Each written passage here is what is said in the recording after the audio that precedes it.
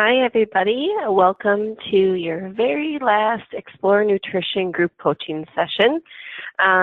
Sorry I was not able to do this live, but that's okay because you guys can listen to it at your convenience. But we'll get right into it, and then I'll talk a little bit about the next steps for how to ensure that you get full credit for participating in all 5 sessions. All right, our plan for today is pretty simplistic. We're going to talk about kind of the action steps to eating healthy. Kind of went through all about food, what foods to eat, what foods give you different benefits, all those different fun things. Now we're going to kind of put that effort into action as far as how to do some meal planning, some grocery shopping tips, and then some food prep tips.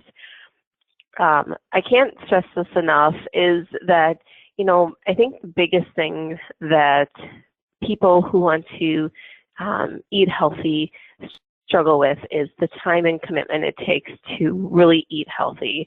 And unfortunately, I don't have any, fast and easy ways out of this, but I do want to say that the more effort and time and practice you put into this, the more it's going to make sense for you and your family and your lifestyle.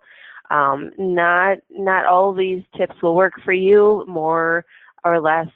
You'll just have to kind of find your way to see what works for you and go with it. So here's just a bunch of ideas. Once again, take what you want from it.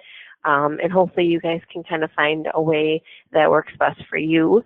Hopefully, you do a little bit of this. Unfortunately, we live in a world of convenience foods, drive-through fast food, prepackaged food, anything you would ever want at your fingertips. And although that's great and convenient and it's wonderful to have that as an option, really the best way to do things, and really honestly the cheapest way to do things, is to do it for yourself. I know there'd be an argument that you could go to McDonald's on the dollar menu and feed a family of 4 with $20, but in all reality, yeah, that's cheap in theory. It doesn't necessarily make you healthier, and in the long run, eating healthy, ensuring you're taking care of yourself through nutrition is the best way to be, maintain your health in that general capacity. So that's my little 2 cents for that.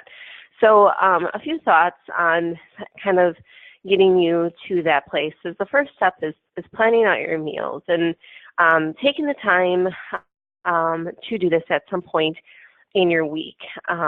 Make this make sense for you. Make sure that you can, get your family's input. What does your family like to eat? If you have family you live with, what do they enjoy eating? Obviously, you want to focus on the healthy foods, so we don't always want to do the unhealthy meals. You can definitely incorporate those unhealthier foods as special occasions or every once in a while kind of things. But what are the foods that really are healthy, that people eat, that most of the family will eat? So focus on those.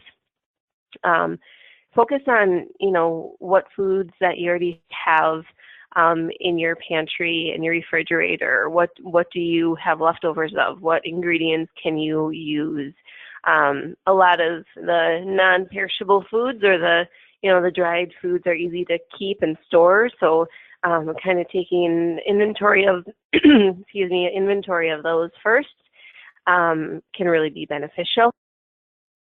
And then focusing on the foods that are maybe on sale or in season, particularly during the spring and summer and somewhat into the fall.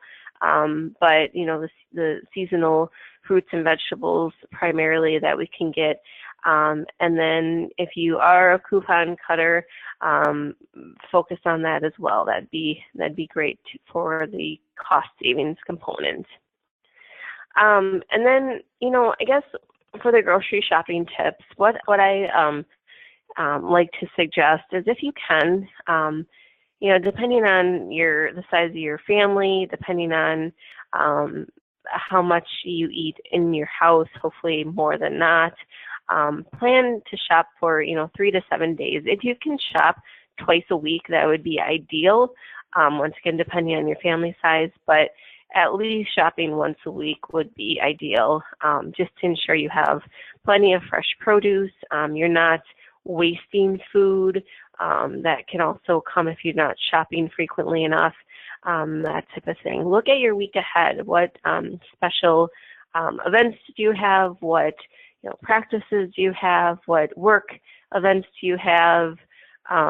Those type of things. Keep that in mind to work around when you're planning your grocery shopping list. We mentioned this on our last slide, but what current foods do you have so you're not overbuying? What can you maybe buy in bulk that you can store if you have the storage space in your pantry or even a freezer? And then start to plan your meals and make your list from those meals.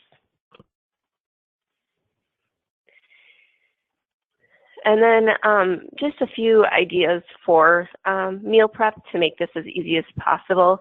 Plan ahead as much as possible as far as, breakfast, lunch, dinners, and snacks. And prep as much as possible. I like to, prep on a Saturday or Sunday. It takes some time, but if I do it, it really helps with saving time later in the week. I'm not, going to be grabbing for bad options, or I'm not going to be, going out to eat in the last minute pinch. I'll have those meals for the family as much as possible. When you do have your meal prep, if you can, just double the recipe. If it's soups, casseroles, salads, just plan for double the recipe. And if you can, freeze it or just save it for another meal.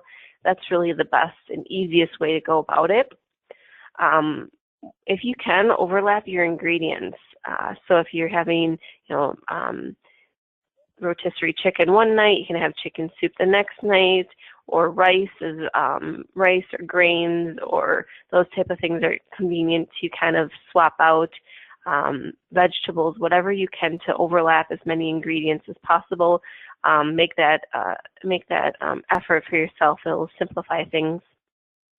One thing that I really like to do if I have time is as soon as I get home from the grocery store, before I even put the food away, is to wash. This is mostly for the produce, but I wash it, clean it, and chop it right away. And especially if you're going grocery shopping every 3-4 days, it's okay to wash and clean up your vegetables and fruits to have them ready to go. You can even portion them out and have them kind of as a grab and go option of veggies that you can snack on, or if you are having vegetables like a stir fry, you have that all prepped up, ready to go. If you're doing a slow cooker, it's easy to just throw things into a bag and have it ready to go the morning of or the evening of that you're planning to make that meal. Storage containers are really key to, planning lunches, planning, leftovers, those type of things. Making sure you have a good assortment of storage containers is key to having that success, especially if they can be, sealed. If they're, plastic's fine, glass is better, but just having nice ones that you can, have glass if you're going to reheat something. It's nice to have a good assortment of those. And another tip is for meal prep is to cook food together. So if you're having, say, like roasted vegetables and sweet potato and chicken, if you want to just throw those all together on a pan, or keeping the chicken separate and having the vegetables and potatoes and throwing them all in the oven together, it really saves on cooking time, and everything will be ready relatively in the same amount of time with the same amount of temperature. And the last thought I have is to get everyone involved. If you have family that, once again, you live with, if somebody can do the shopping and someone can do the food prep and the cooking and someone can do the dishes, that would be nice, so it doesn't all fall on one person's shoulders. If that can work into your household, that's always nice to, get everyone involved. Even in the cooking process, if you have young kids, they're always eager to help out, or even older kids. It's good that they see how much effort you're putting into making sure that they have healthy meals and they know where their food is coming from. It's a good experience in any age bracket that people are involved with this process. All right, that is all I have for our meeting today. So once again, if you missed any of these 5 sessions, I will be actually sending out an email to you with all the 5 session recordings. So if there was one or 2 that you did miss, just let me know when you do get a chance to view it so I can give you credit. Otherwise, all the information on ensuring that you get full credit for 5 coaching sessions will be in that email as well. If you need any support or assistance or resources beyond these sessions, feel free to reach out. I'm always available and excited to interact with you guys at any level. So thanks for being part of these sessions, and enjoy the remaining part of your year.